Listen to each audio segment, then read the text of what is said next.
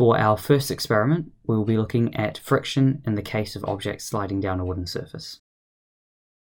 The main pieces of equipment we'll be using are a flat board, in this case a wooden chopping board, 3 objects, a box of crackers, coconut milk, and potatoes, a way to measure angles, and a way to measure the mass of objects.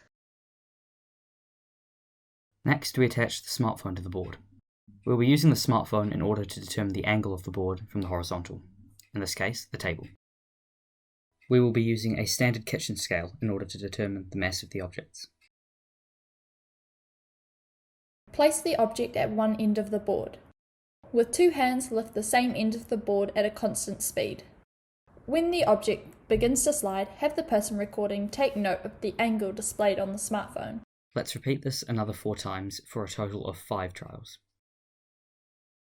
Let's repeat for each of the objects. Side note, as this is a statics experiment, we'll be taking the angle that is shown at the instant the object breaks equilibrium. This is because we want to find the static coefficient of friction, as this is not a dynamics experiment.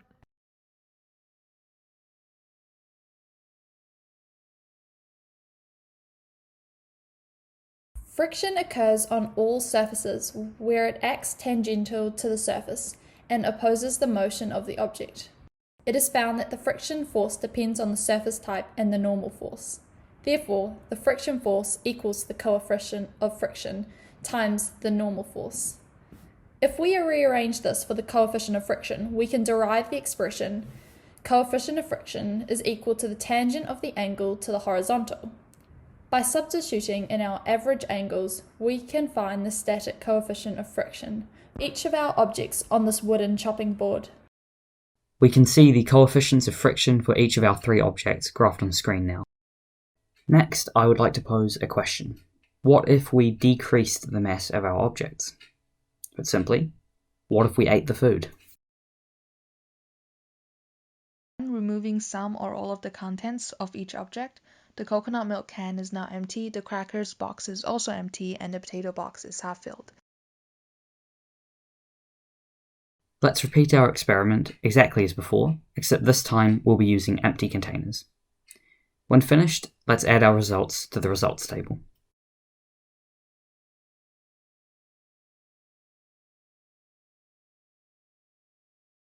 Plotting our results from the same bar graph, we can see that there is negligible difference when compared to the full objects. This indicates that the mass of an object does not affect its coefficient of friction. The theory supports this, as when deriving the equation for the coefficient, we eliminated both mass and acceleration due to gravity. Therefore, as our results demonstrate that the weight of an object has no effect on its coefficient of friction. For our second experiment, we will be looking at moments acting on a wooden beam. The main pieces of equipment we will be using are string, a wooden stick, a tape measure, various weights. We will also need a way to measure angles and a tool to measure the masses of the object. First, we attached the tape to the wooden stick of 73 cm, marking the position of the pivot at the center point. The beam was suspended in place around the pivot using string. We attached the smartphone to the beam, which acted as a spirit level. Due to a lack of readily accessible equipment, we needed to use a smartphone app to measure mass. While this is not ideal compared to other methods, such as kitchen scales, it did yield reliable results once calibrated as shown on the screen. This should be kept in mind when looking at discrepancies in final results.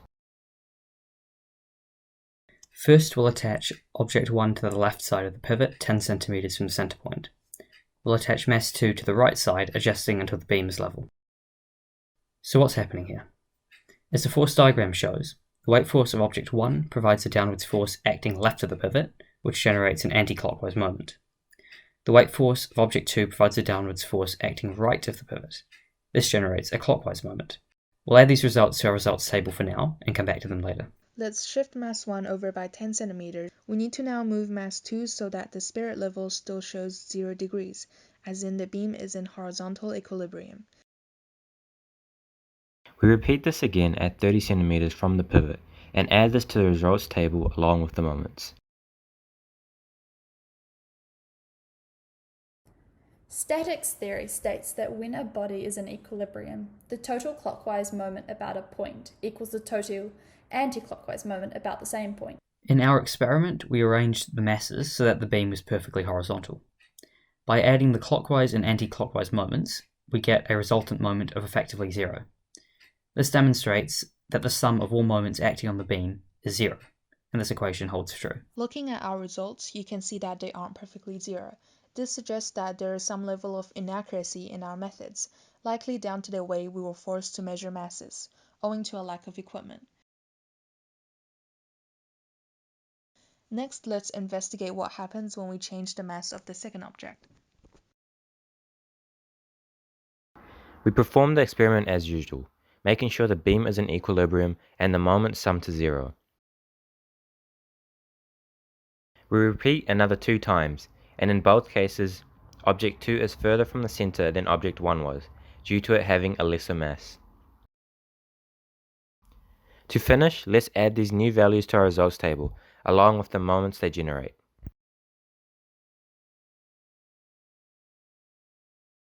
Moment is defined as force acting at a perpendicular distance. The greater the perpendicular distance from the pivot point, the greater the resulting moment is. As we decrease the mass of object 2, we therefore decrease the force and by extension the moment it creates. In order to keep the beam in equilibrium, we must move the object further from the center, increasing the distance component of moment equals force times distance to compensate. As we can see, the results confirm this idea. As we decrease the mass of the second object, the distance increases. Finally, let's recap over experiment 2.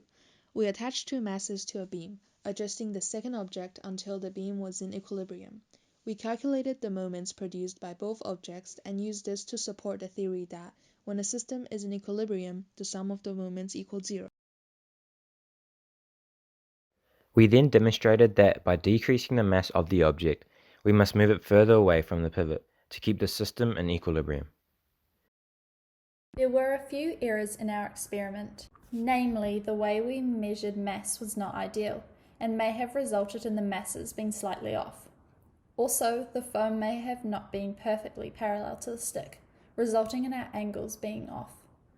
To improve, a proper kitchen scale should be used for determining mass, and a level measure could be considered.